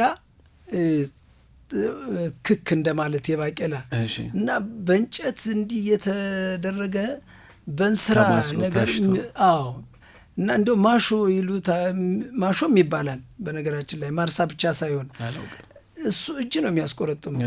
እሱ ነገር እንትን ተብሎ ጭልፋው ብታይ ምን ያክላል መሰለ በኋላ በዛ ላይ እንትን ተብሎ ሲወጣ አለዛ ደግሞ ጆሮም ተይዞ ወጡ በዛ በስሎ ሁሉ የሚደፋ እንትን ነው በእንጀራ ላይ ተደርጎ የሚበላ እና ምን ጊዜም እሱ ወር ሲመጣ እናቴን አስታውሳለሁ፣ በዓሉን አስታውስ ነበር። በ1995 ዓመተ ምህረት ነው የሰራው ዘፈኑን።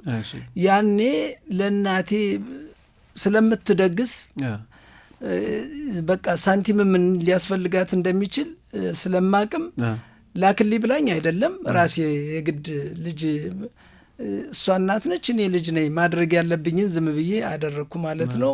347 ብር ነበር ደሞዜ መዘጋጃ እያለሁ እና 200 ብር ለእናቴ ልልክላት ለድግሱ ሄድኩ ቤተ ክርስቲያን ሄድኩና ላኩላትና ጨርሼ ወደ ቤቴ እመጣለሁ እና ዝም ብዬ ድባቡ ይታየኛል። ይሄ ዘገሊላ በዓሉ ሲደገስ ከኛ ቤት ሲወጡ ሲገቡ የሆነ ነገር ወል የሚልብህ ነገር አለ። ጥዬ እንዳልሄድ ደግሞ መንግስት ሰራተኛ ነኝ በዛን ጊዜ መሄድም አችልም እና ግን ይታየኛል። ዝም ብዬ የዘገሊላ ልት ነይሊ በኔ ሞት ያስተርዮ ማርያም እመጣለሁ እኔም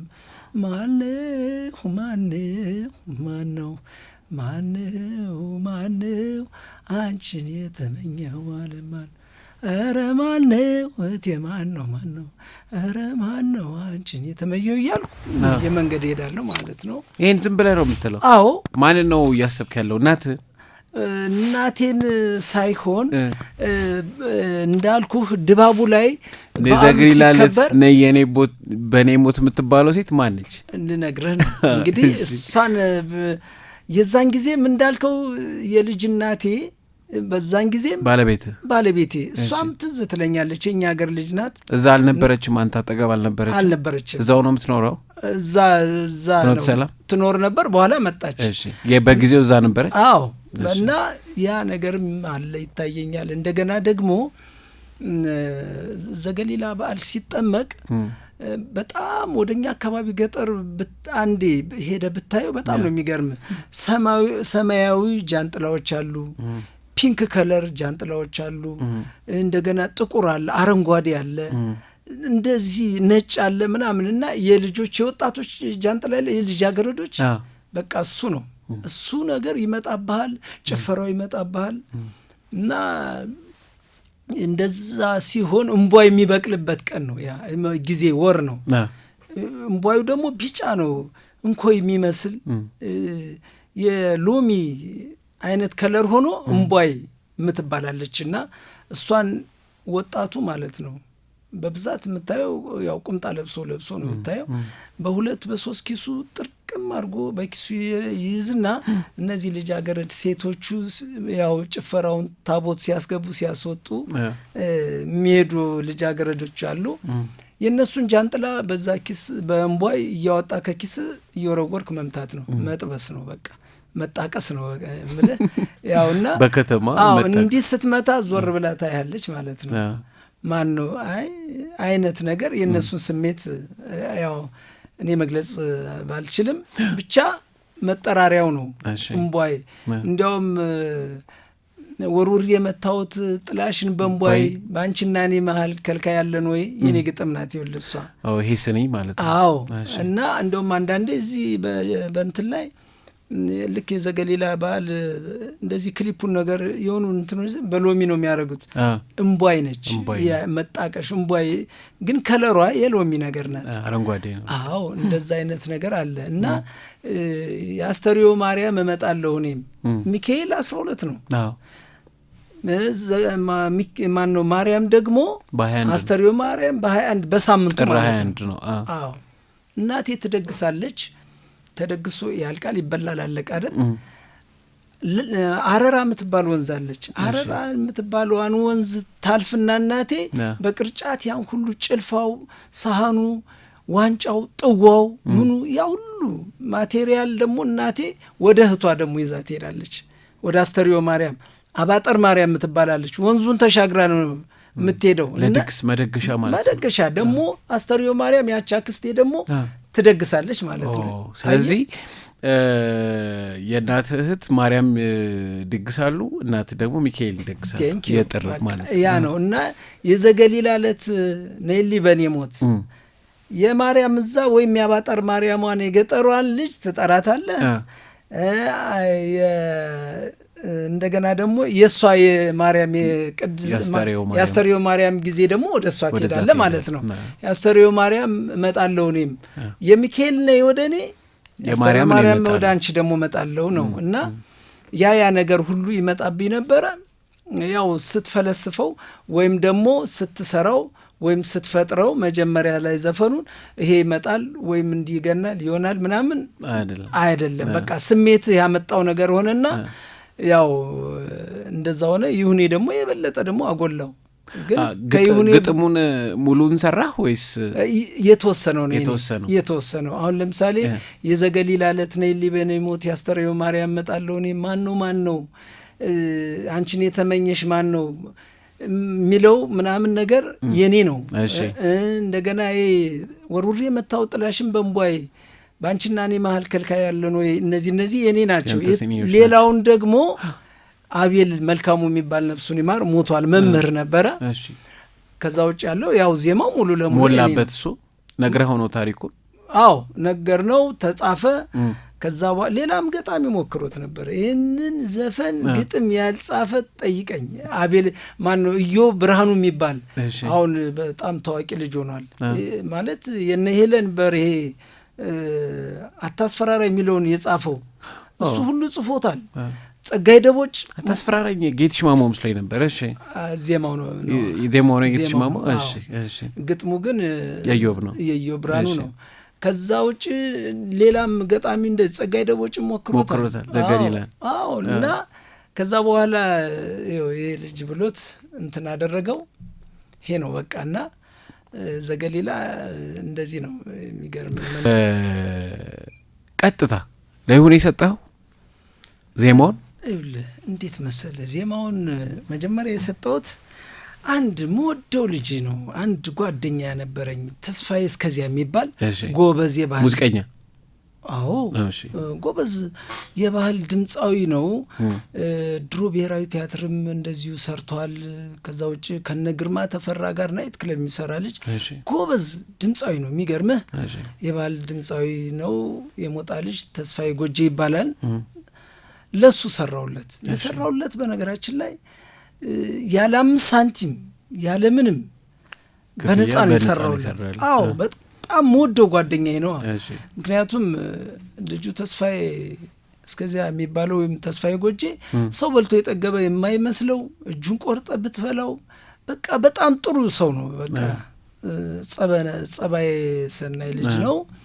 ሰራውለት ይህንን ዘፈን ይለዋል በደንብ ብሎት ነበር። አዎ እንግዲህ ልዩነት ይኖራቸው ይሆናል የይሁኔና የዚህ እንግዲህ አላቅም። ግን በአጋጣሚ የሚገርም ነገር ተሰራለት፣ ሰራውለት። ግጥሙን ማንጋ እንዳሰራው አላቅም። ግጥሙንም አሰራ። አዎ አጽፎታል። ያው ግን እኔ አሁን ያልኳቸው እነ ዘገሊላ አስተርዮ ማርያም ምናምን ያሉ እነሱ እንዳሉ ናቸው። ሌላ መሀል ላይ ሌላውን እንትን ብሏል። እንደውም የሚገርም ነገር ሙሉጌታ ባተጋ ሁሉ ተቀርጾታል፣ ገብቶታል። በሆነ ነገር ዝም ብለን ትንሽ ኩርፊያ ነገር እንኳረፋለን ከልጁ ጋር ግን ከኩርፊያው በፊት ምን ላውራህ መሰለ ይሁኔ በአጋጣሚ ይሄን ሊሰማ ምናምን ነገር አይደለም። ግን ያው ሲመጣ እኔ ከሌለሁ ይሁኔ ደስ አይለውም። ኤርፖርት ራሱ ሊነሳ ሲል እዛ ደውሎ ይልኝ ነው የምቀበለው ከአሜሪካ ሲመጣ ምን ጊዜ ነው። ምክንያቱም በዚህ አጋጣሚ እንደውም አንተ እያየህ ነው አሁን ባይን የምናወራው በሬዲዮ ነው። ይሄ የለበስኩት ሱፍ ሁሉ ይሁኔ ያመጣልኝ ነው። ልብሶቹ ምኑም ብዙ ነገር ነው። እኔ አባቴ ማለት ነው ያው በእድሜ አብሮ አደግና ወይም ደግሞ እኩያ ብንሆንም ማለቴ ነው። እና ሰርፕራይዝ እናድርገው ብሎ ለካ ኪቦርድ ይዞልኝ መጥቶ ከአበበ ብርሃኔ ቤት ፍቅር አዲስ ቤት ማለት ነው እዛ ቀጠሩኝ። ሄድኩኝ። ሲሄድ ያው ኪቦርዱን መጥቶልኛል። ይሄ ተስፋዬ የሚባለውን ልጅ አላገኘውም። እዛ ቁጭ ብሎ አገኘሁት። ያው ወንድማችን ነው ጓደኛችን ነው እሱ። አበበ ብርሃኔ ተዘራ ተችሎ የሚባል ልጅ አለ ድሮ ጊሽ አባይ ሰራ የነበረ። ፍቅር አዲስ አለች። ትንሽ እንዳልጠራጠር እንጂ ይርዳው ጤናውም የነበረ ይመስለኛል። ከዛ ቁጭ ብለን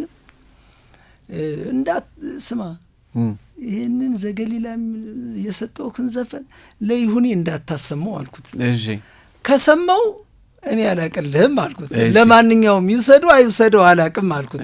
እኔ አንደኛ አሁን ይሰማኛል እንደሚሰማኝ እርግጠኛ ሆኜ ነው የምናገረው። እሱም ያውቀዋል ነገሩ እና አልቻለም። በኋላ ላይ አላስቻለውም። እኔ አቤ አዲስ ይሁኔ አለው እና አስቼ የሰጠኝ ዘፈን ላሰማችሁ አለ። ኦርጋን እንግዲህ አበበጋ ካጠገቡ ኦርጋን፣ ክራር፣ ዋሽንት ምናምን አይጠፋም። እስኪ በለው ተባለ ማለት ነው አለው። ከዛ አንደኛው ተዘራ የሚባል ክራር ያዘ፣ አበበ ደግሞ ኪቦርዱን ያዘ። ይሄ ልጅ ደግሞ ዘፈኑን ዘፈነ በድምፅ አለው። ከዛ በኋላ በበነጋታው ዱባይ ኮንሰርት አለው ይሁኔ። አዎ ኪቦርዱን ይዞልኝ የመጣ ከአውሮፓ ከጀርመን ይመስለኛል ባልሳሳት። ያችን ለእኔ ለማቀበል መጥቶ ነው ወደዚህ። በበነጋታው ያው ወደ ዱባይ ኮንሰርት አለው ይሄዳል። አስታውሳ ይመስለኛል እና መልማል ምናምንም እዛ ይገኙ ነበረ እና ታምራት ደስታ እና ከዛ በኋላ ያን ሰርቶ ወደ አሜሪካ ነው ልጁ ሄደው ይሁኔ ማለት ነው። አሜሪካ ገባና ይሁኔ ምን ቢላይ ጥሩ ነው አስቼ እንዴት ነህ? ሰላም ነው? ደህና ነኝ። እንዴት ነህ? ምናምን ይገርማል። ለዛ ልጅ ለተስፋ የሚባለው ልጅ የሰጠው ዘፈን በጣም ደስ ይላል አለኝ ደውሎ። ወደድከው አልኩት። አስቼ በጣም እኮ ነው የሚያምረው። ልጁም በጣም ጎበዝ ዘፋኝ ነው እና ለዛው በማን ያምራል በዚህ ያምራል። በዛ እንግዲህ ያንን ስላልሰማን አንወስንም። አሁን ባለው ሁኔታ ቆንጆ ነው እና እናንተ ሰምታችሁታል። ይሁኔም ያው እንግዲህ የኢትዮጵያ ሕዝብ የሚያውቀው ሰው ለመናገር ከባድ ነው እንደዚህ እና አለል እዛ እንትን ሲል በቃሉ ይዞታል። የሚገርም ይሁኔ አንጎራጎረልኝ። ዘገሊላ ልት የዘገሊ በጣም አስቼ ደስ ትላለች። ግን ዘፈኑ በጣም ወደድኩት ታውቃለህ አለኝ። ወደድከው? አዎ።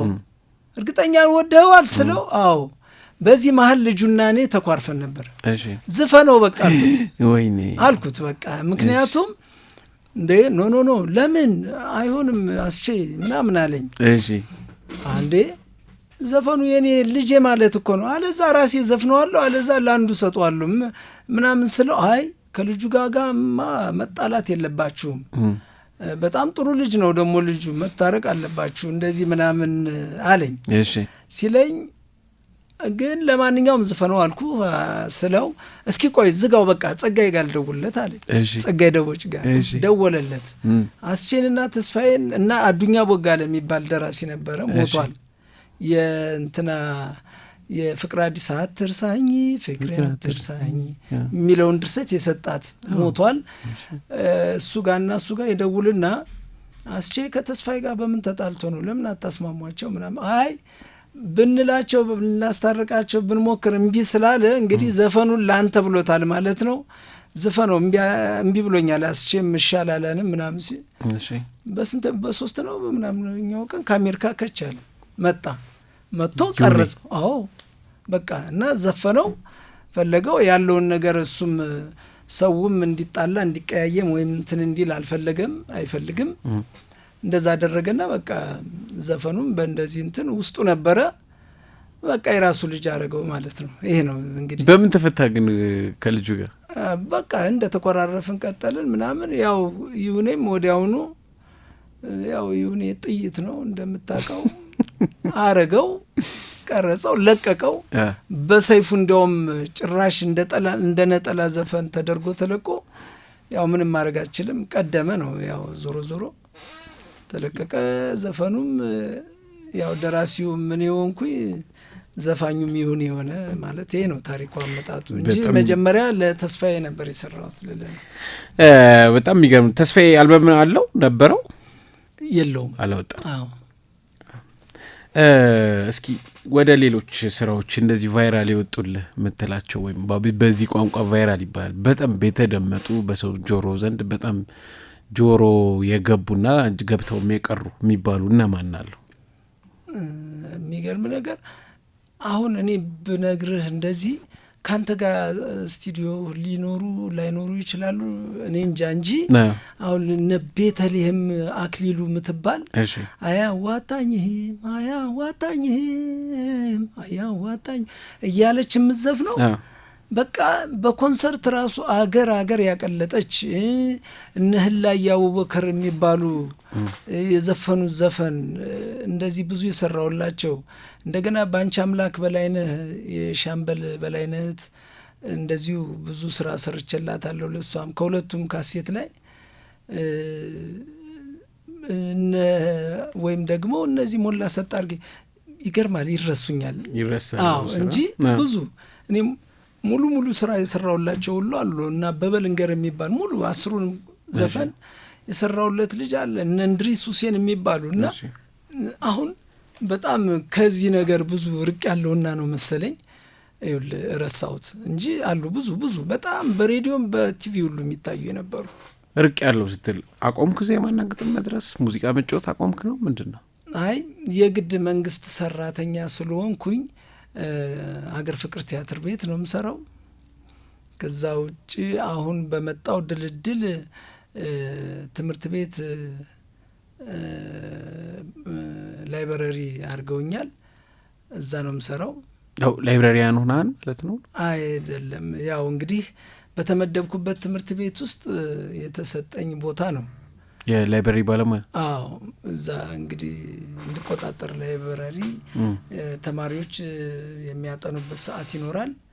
ከዛ ውጭ ደግሞ መምህራኖች ምናምንም መጽሐፍ ወስደው መታወቂያቸውን ይሰጡኝና መጽሐፍ ወሰጣቸዋለሁ። መጽሐፉ ከተሰጠ በኋላ ደግሞ ያንን ሲጨርሱ መታወቂያቸውን መልሼ መጽሐፍ እቀበላለሁ አይነት ነገር ሆኖ እንግዲህ ቀለም አምባ የሚባል ትምህርት ቤት እዛ ተመድቤ እሰራለሁ። ስለዚህ ከሙዚቃው ወጣሃል ማለት ነው በመንግስት ባለው ሁኔታ በቅጥርህ ማለት ነው? አዎ እንደዛ አልወጣውም፣ ግን አገር ፍቅርም ቤቴ ነው። አሁን ለምሳሌ ሰሞኑን እንደውም ዜማና ግጥም ስለ አባይ እና ወይም ደግሞ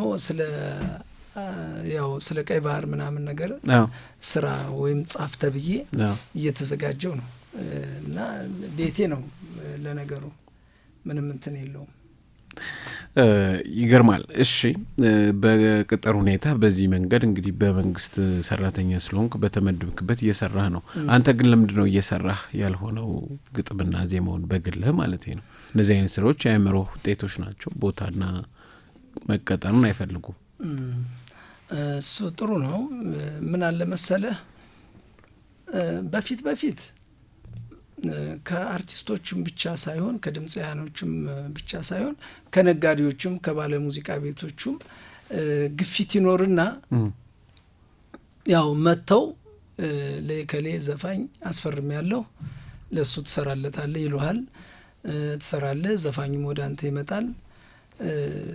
እንደገና ተፈላልገህ ምናምን የምሰራበት አድቫንቴጅ ነበር ያኔ።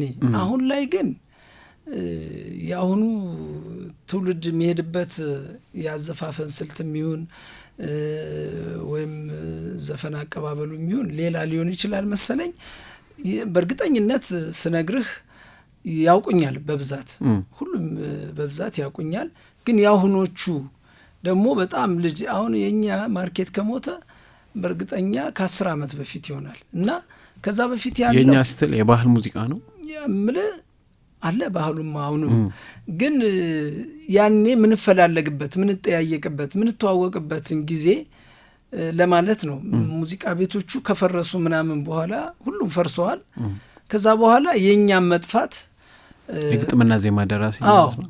አዎ ምክንያቱም የዛን ጊዜ ባለሙዚቃ ቤቶች የባለሙዚቃ ቤቶች ህልውና እኛ ላይ ያለ የኛ ህልውና ሙዚቃ ቤቶች ላይ ያለ የነሱም እንጀራንን እነሱም ለኛ ደግሞ እንጀራችን የነበሩበት ታይም ነው ማለት አነሰም በዛም። ያሁኑ ደግሞ በግሉ የሚንቀሳቀስበት ታይም ያለበት ጊዜ ነው። ምክንያቱም አሁን ዜማ ቢፈልግ ወደኔ ለመምጣት አቅም ሊኖረው ይገባል ምልህ ሳንቲም በራሱ በእጁ ፈልጎ ነው አነሰም በዛም ሳንቲሙን ምነግርህ ያንን የሚያደርገው ራሱ ነው ፕሮዲዩሰር አድርጎ ከዛ በኋላ ለሚቀበለው ፕሮዲዩሰሮችን ፈልጎ የሚሸጠውም ስቱዲዮም ሲገባ ራሱ ከፍሎ ለዜማም ግጥምም ራሱ ከፍሎ ለተወዛዋዥም ራሱ ከፍሎ ለካሜራማንም ራሱ ከፍሎ አቅም ያለው አይመስለኝም። በፊት ሙዚቃ ቤቶቹ በእንደዚህ ነገር እገዛ ያደርጉልን ነበር አየህ ወይም ደግሞ እገዛ ያደርጉላቸዋል ለዘፋኞችም ለድምፃውያኖች ወይም ደግሞ ለደራሲዎችም። አሁን ያለው ነገር ምናልባት ይህንን አቅም ያጣ አርቲስት ሊሆን ይችላልና ወደኔ ለመምጣት ሊከብደው ይችላል። እኔም ወደዛኛው አቀናባሪ ለመሄድ ሊከብደኝ ይችላል። ምክንያቱም አሁን ራሱ ተበታትኗል ሁሉም። እኔ አሁን ለምሳሌ ዜማና ግጥም ኖሮኝ ዝፈን ብለህ ብትለኝ ስቱዲዮ መከፍለው ደግሞ ላይኖርኝ ይችላል። ደግሞ እሺ እንደምንም ደግሞ ይሆንና ደግሞ ስቱዲዮ ቀረጻለሁ ካሜራማን ደግሞ ወይም ደግሞ ክሊፕ ለመስራት ሊከብድ ይችል ይሆናል። ብዙ ነገር አለ። ብዙ አራርቆናል። ብዙ አርቲስቶች ወደ የግል ስራቸው የገቡ አሉ። እኔ የማውቃቸው አሁን እዚህ ግቡ በማትላቸው ነጋዴ ሆኑ አሉ ወይም ደግሞ ወደ መምህርነት ይሄዱ አሉ። ብዙ እና ይሄ ነገርም ሊሆን ይችላል። የአሁኑ ጄኔሬሽን ደግሞ በዩቲዩብ ያቀጣጥለዋል። በምንም ነገር ያገኘዋል። በምንም ነገር ያገኝና ይሄንን ማድረግ አቅም ይኖረዋል። ያ ነው እንጂ አሁን የከሌ ብዬ ብጠራልህ እኮ የድሮ አርቲስቶችን ባነሳልህ እንዴ አለ እንዴ እሱ አርቲስት ትለኝ ይሆናል። ግን አላነሳልህም። አይ ቲንክ ይሄኛው ጄኔሬሽን እንዳልከው እንግዲህ ጄንዚ ጄን አልፋ ይባላሉ። ጄኔሬሽን ዜድ እና ጄኔሬሽን አልፋ ለቴክኖሎጂ የቀረቡ ናቸው። ፕሮዲዩሰር እኔ አለ ነው የምለው እንግዲህ የሚወጣበት መንገድ ነው ይለያል ብዬ ማስ እንደ ድሮ ካሴት አይታተም ሲዲ አይታተም ዩቲዩብ ራሱ ከፋይ ሆኗል። ስለዚህ እዛ ላይ ለማጫን ለምሳሌ እነዚህ የዩቲዩብ ባለቤቶች እንደ ናሆም ሪከርድስ አሉ ብዙ ሪከርድ የሚያደርጋሉ እንዲሁም ደግሞ የራሳቸው ዩቲዩብ አላቸው እዛ ላይ የሚጭኑ ሰዎች አሉ። እነሱ ደግሞ እንደ ፕሮዲዩሰር ይሆናሉ። ፊልም በራሱ ቪዲዮ ቀርጸው ቪዲዮ ክሊፕ ይሰራሉ ዘፈኑንም ይሰራሉ። ስለዚህ ሲስተሙ ተቀይሯል። አዳዲስ ወጣትና ፈጣን ልጆች በግጥምም በዜማ ምናምን መጥተዋል። ከነሱ ጋር ኮምፒት አድርጎ የሚሄዱ ሰዎች አይ ቲንክ ሰክሰስፉል ይሆናሉ ብዬ አስባለሁ። ፕሮዲዩሰር አሁን ኤሌክትራ የለም እንደድሮ የሆነ ሙዚቃ ቤት የለም የሚገዛ ካሴት ማጫወቻውም የለም። አሁን ኦልሞስት ሲዲ ማጫወቻውም እየጠፋ ነው። ሞር ወደ ፍላሽ ከፍላሽም አልፎ በቃ ብሉቱዝ ሆኗል ብዙ ነገር ማለት ነው የሚጫወተውና እነዚህ ከሆነ የመገናኘት ችግር ክፍተት መስሎ አይታየም። ይሄን አይተዋል። አዎ እኮ ያው ዞሮ ያልከው ነገር ልክ ነው። ምናየውና ምንሰማውም ነገር ነው። ምንድነው መሰለ አሁን አንተ በመትለኝ መንገድ ለመሄድ እነዚህን ለማግኘት ይከብደኝ ሊሆን ይችላል። ምክንያቱም ዩቲዩበሮች የት ናቸው ወይም ደግሞ እነዚህ ፕሮዲዩሰሮች የት ናቸው ላላውቅ እችላለሁ። ደግሞ አላውቅም የእውነት ስነግርህ። በፊት ግን ሙዚቃ ቤቶቹ ያሉት አንድ አካባቢ ነው። እኛም ያለነው የተወሰነ ቦታ ልክ አንድ አካባቢ ነው። በመኪና መጥተው ፒክ ያደርጉሃል። አንተም ትሄድና እንትን ታደርግላቸዋለህ። አርቲስቶቹንም ደግሞ የተወሰኑና የሚታወቁ የነበሩ ናቸው፣ ስም ያላቸው፣ ለማግኘት አይከብድህም። አሁን እነሱ አሁን የምትላቸው ወይም ያልከኝ ሰዎች እኛን ፈልገው ወደኛ ቢመጡ ቅርብ ነኝ እኔ፣ ወይም ደግሞ እኔ እነሱን ለመፈለግ ነው የሚከብደኝ። አሁን ገብቷል ለማግኘት ለማግኘት እና ያ ነገር ክፍተት አለው። እነሱ የሚፈልጉ ቢሆን ኖሮ ደግሞ ላያጡኝ ይችላሉ። አድራሻዬ ቅርብ ነው። አገር ፍቅር ቲያትር ቤት ነው የምሰራው። አሁን ሌላ ቦታ ደግሞ እያገለገልኩ ወይም መንግስት በመደበኝ መሰረት እያገለገልኩ ነው ያለሁት እንጂ ስልኬም ይሁን ምንም ተጠይቆ ላይጠፋ ይችላል። የነሱ አካሄድ ደግሞ ሌላ ሊሆን ይችላል እንግዲህ ማለት ነው እንጂ ቢሆን ምንጠላ አይደለም። ለመስራትም ቅርብ ነን ለማለት ነው። ስለዚህ ቢጠይቅ ሰው ለመስራት ዝግጁ ነው። ስልክን መናገር የምችል ከሆነ ማስቀመጥ እንችላለን እኛ። ዩቲዩብ ላይም ስለሚታይ ቃል መልቲ ሚዲያ በሚባል የዩቲዩብ ቻናል ላይ ስለሚታይ ስልክን መናገር ከፈለግ ዜማዎች አሉ እጅ ላይ ይኖራል። በጣም ምክንያቱም ለመሰለ ዜማ አሁን ለምሳሌ ብነግርህ ያው ሌላ ዝም ብዬ ደራሲ ነገርኩ እንጂ አበበ ብርሃኔ ቤት ብትሄድ ነው ምነግርህ። አበበ ብርሃኔ በቃ ቢሮ ነው፣ በቃ ስራው ነው፣ በቃ የመጣበትና ወይም ደግሞ የተነሳበት የታወቀበት የተወደደበት የተደነቀበት ስራው ስለሆነ ልክ እንደ ቢሮ አሁን ብትሄድ ራሱ የሚገርም ነገር ሙሉ ጫማ አድርጎ ምናምን አታገኘውም። ቱታ ወይ ቁምጣ ለብሶ ቁጭ ብሎ ኪቦርድ እንትን እያደረገ ዜማውን ሲፈበርክ የምታገኘው። አሁን እኔ እንደሱ ላልሆን እችላለሁ፣ ግን ያው ዞሮ እንደሱ ባልሆንም እኔ ማንጎራጎሬ ግን አይቀርም። ማንጎራጉረው ነገር ደግሞ በሞባይሌም በምንም ነገር እየቀረስኩ ይዛል። እነዛን ነገሮች ነው እንግዲህ ያበሰልክ ለሌሎች አርቲስቶች ደግሞ የምትሰጠውም የምታበረክተውም እና ያ ነገር አይጠፋም ልፈልጌ ነው እንጂ ወጥ ሆኖ እንደዚህ ዘማዎቹ ይወጡ ሊሆን ይችላል ላይሆን ይችላል ሌላ ጉዳይ ነው። ምክንያቱም ያንተን የድምጽ እንትን ሊመጥን የሚችል ዘፈኖች ሊኖሩ ይችላል። ከዚህ ዜማ ይሄኛውን ዜማ ብሰጠው ጥሩ ሊሆን ይችላል ብዬ የምለው ከዛ በኋላ ነው እንግዲህ ሰውየው ከተገኘ በኋላ ወይም ደግሞ እህቶቻችን ሴቶቻችን ከተገኙ በኋላ እንደዛ ነው እንጂ አይጠፉም ባይነኝ ነኝ። ስለዚህ ስልክም መናገር ትችላለህ። ያስቻለው አየለን ስልክ የምትፈልጉ በተለይ የባህል ዜማና ግጥም የምትፈልጉ አስቻለው ጋር አለ። 0911 42 16 76 ነው ስልኬ። ደገመው 0911 42 16 76 በቪዲዮም ሲተላለፍ እናስቀምጠዋለን። ይሄን ቁጥር የሚፈልጉ ሰዎች ይወስዳሉ በእርግጠኝነት። ሰው ዘንድ እንደ ቃና ዘገሊላ ቀረ የምትለው ማትረሳው ዜማ ይሰራው አለ የተለቀቀ ከዚህ በፊት ወይስ የተለቀቀ? አረ ብዙ አሉ። እስኪ አስታውሰን። ምኑን አስታውሳለሁ? ባላስታውስ ነው የሚሻለው። እኔ በነገራችን ላይ እነ ዳኘው አለ መጀመሪያ አዲስ አበባ ያመጣሁት እኔ ነኝ። ዳኘው አለን? አዎ። አረ እባክህ እውነቴን እኔ ነኝ ያመጣሁት። እኔ ነኝ ካሴትን መጀመሪያ የሰራሁት እና 6-7 እንደዚህ ድርሰቶች የኔ ነበሩ። ሄኖክ ነጋሽ ነበር ያቀናበረው። አሁን አሜሪካ ነው ያለው ሄኖክ ነጋሽ። ያ ጎጃም ምናምን ያለበት ማለት ነው አይደለም? መርጦ የሚዘራው ሳይወጣ ቀረ።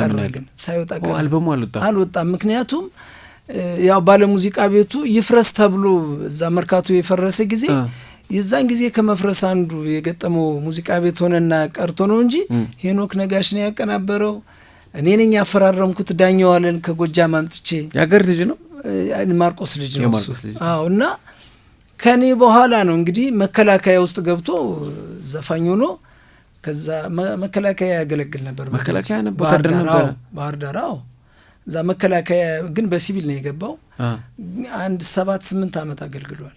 እና የመጀመሪያው እንትኑ እኔ ነኝ የነበረው። ከዛ በኋላ ደግሞ ድምጹን ስሰማ እንደዚህ ደስ ይለኛል። ይገርማል። አሁን ያለው ነገር ራሱ የሰራቸው ናቸው።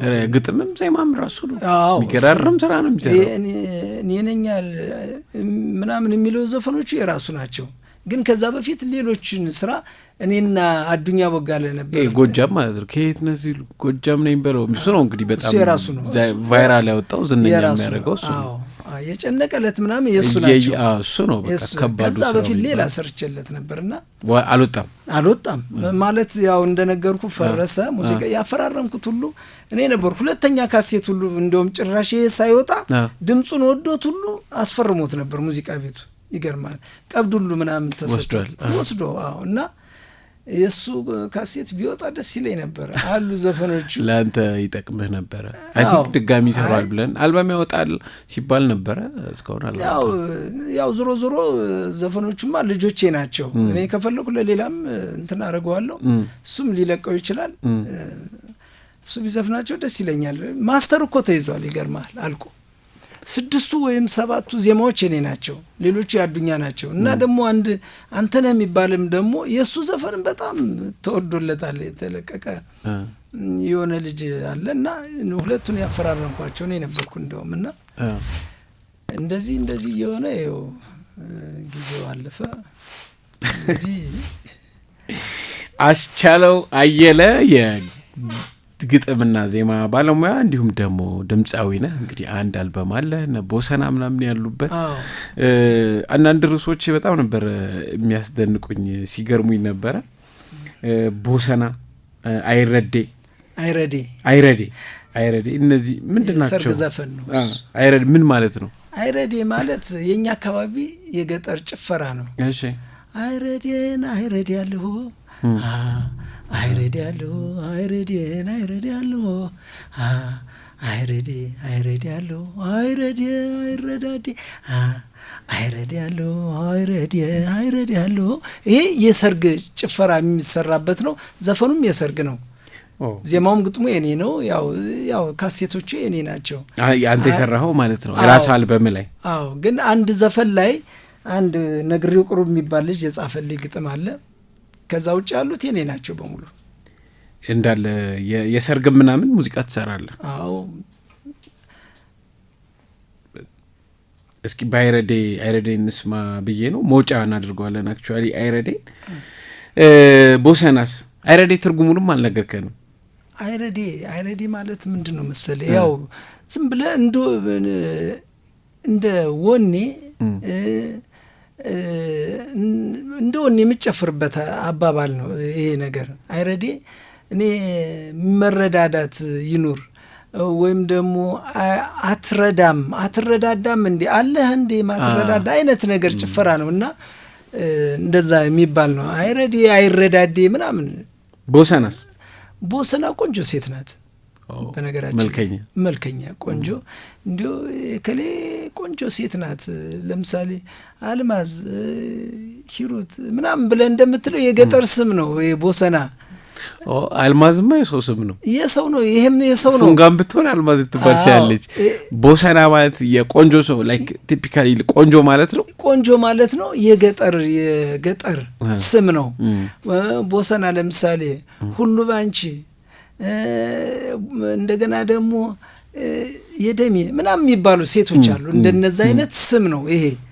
እና የገጠር ቆንጆ ሴት ስም ነው።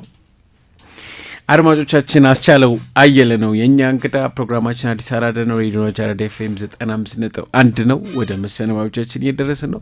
በስተመጨረሻ እኔ ያልጠየቅኩ ቀረ የምትለው የምታመሰግነው ሰው ካለ እባክህ። ላመሰግን የምፈልገው አሁን ከሀገር ፍቅር ወደ ቀለም አምባ የሚባል ትምህርት ቤት የተቀየርኩበት ቤት አለና የሚገርም ትምህርት ቤት ነው። በጣም ማመስገን የምፈልጋቸው ለምሳሌ እርሰ መምሩ አሁን አውልቱ ጥላሁን የሚባል አለ፣ ሳምሶን ማሞ የሚባል አለ፣ እንደገና መስከረም ጉታ የምትባል ጀግና ሴት፣ አቡ ጌቱ የሚባሉ እነዚህ የትምህርት ቤቱ ኃላፊዎች ናቸው። የሚገርምና የሚሰጡኝ ሞራልና ድጋፍ በጣም የሚገርምና ደስ የሚሉ ሰዎች ናቸው። አውልቱ ጥላው የሚባል ለምሳሌ ምን መኝለታለው መሰለ የሆነ መስሪያ ቤት አሁን ቲያትር ቤት የስራ አስኪያጅ አድርገው ቢመሩት ቲያትር ቤቱ ምን ሊሆን እንደሚችል በቃ የሚታየኝ ነገር በጣም ስራና ስራ የሚሉ ልጆች ናቸው። እነዚህ መምሮች ናቸው፣ ኃላፊዎቼ ናቸው። ሳምሶን፣ መስከረም፣ አቡጌቱ የሚባሉ እነዚህ በጣም ማመስገን ፈልጋለሁ። ሌላ ደግሞ ፍጹም ዳንኤል የምትባል ልጅ እኔ ሙዚቃ ዜማ ልሰራ ምናምን እንትን ስትል ዘፋኞችን አዘጋጅልሃል ምናምን እያለች የምትለኝ ጥሩ መምህር ነች። እሷን ማመስገንና ሌሎችንም እንደዚሁ ማመስገን ፈልጋለሁ።